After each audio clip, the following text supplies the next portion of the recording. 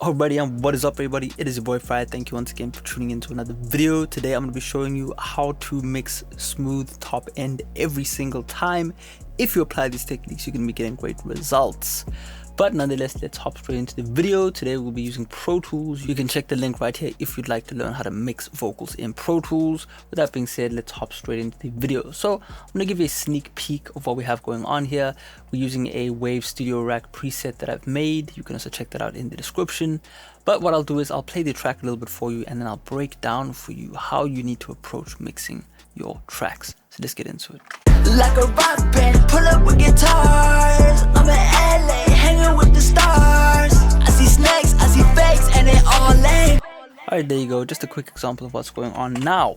What people generally tend to do when it comes to mixing treble, they think that in order to get beautiful sounding upfront treble, they have to boost. Now that is completely wrong, okay? What we do in any studio, if you've been mixing for any amount of time, you're going to realize that the game really is about subtracting, okay? We're really just trying to level out our mix and allow that treble to shine via doing that. So how do we actually do that? Well, the quickest and easiest way that I can show you is to simply throw any equalizer onto the master track of our mix, and then what I'll do is I'll do two different things. I'm going to cut and then I'm going to boost, and then you tell me which one sounds more natural. Okay, so I'm just going to pull this low band here to around 500 hertz. That should be enough. And I'm just going to cut away some of that low end and some of those mids. Like a rock band, pull up with guitars. I'm in LA, hanging with the stars. I see snakes, I see fakes, and they all lame. Alright, so the mix definitely sounds thinner, but the treble doesn't really sound nasty, right? We've kind of left the treble as it is, and that's really what we need to be doing. Now, if I was to actually just boost, right, we'll go to around 1.8K or 2K, that should be fine.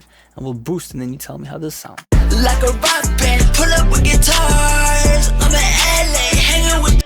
Right, that doesn't sound good at all, okay? Now, there you go. This is pretty much what people tend to do, is you boost, boost, boost. If you do this over the span of your mix, if you boost on the vocal, you boost on the snare, you boost on the this and that, you end up with way too much artificial treble, right? Because you're basically amplifying all of that treble, and you don't need to do that to achieve great top end. The secret really is in subtraction. Now I'm going to get more in depth here. And I'm actually going to show you, for example, what we do on the vocal. So when it comes to actually equalizing something like a vocal, remember vocal is a very complex instrument, right? Snares, hi-hats, they're very consistent, right? Vocals vary in pitch and tone, right? So vocals really are quite hard to manage, right? But we can apply the same techniques even with the vocal. Now what do? I tend to remove some of the low end of the vocal.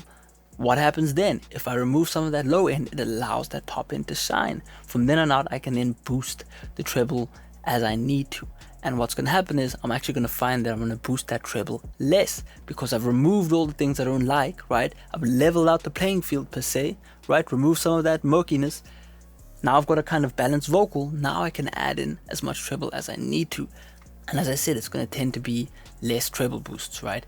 A lot of the time what people are doing, especially amateurs, are you boosting a lot of treble because there's so much going on in that low end that you're trying to balance things out in a weird way. And it's just, you know, you're working backwards. So not a good way to work. So for example, if I bypass this equalizer, you can really hear how much duller the vocal sounds. Like a rock band, pull up with guitars. I'm in LA. Right, once I enable that EQ. Like a rock band, pull up with guitars. I'm in LA.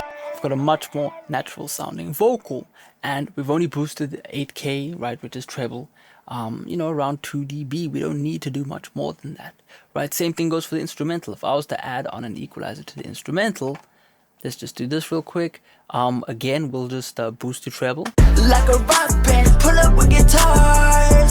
Right, that doesn't sound good. It's distorting the tweeters of our speakers. It just doesn't sound natural. But if I did find I wanted to make the instrumental a little bit brighter, I could do that by subtracting. Okay, so let's actually do that again up to 500. Like a rock band, pull up with guitars. I'm in LA, hanging with the stars. I see snakes, I see fakes. right? That's a lot more natural. Can you see how we don't really notice it, but we can feel it? The top end of the track starts to open up a lot more, whereas everything else below, you know, wherever we set 500 in this instance is reduced, and it sounds a lot more natural to the ear. The ear is just much more tuned to enjoy when we subtract frequencies instead of just excessively boost. As I said, if you were to excessively boost many different elements within your mix, towards the end of the mix you're going to get this really nasty, unbalanced sounding song or compilation of sounds. Your mix is just not going to sound good. So hopefully this makes sense, man. It's a very simple technique that you really need to start applying in your mixes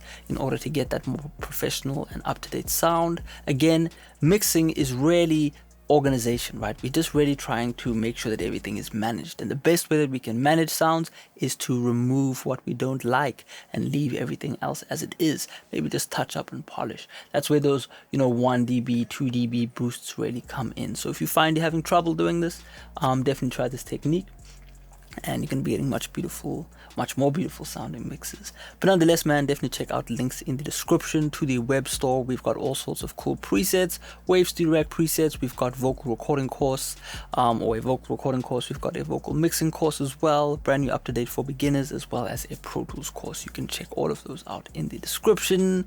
And if you're an FL Studio user, we've got tons of different vocal presets that you can use to get your studio up to date, up to scratch, and sounding professional. Check out next time. Peace out.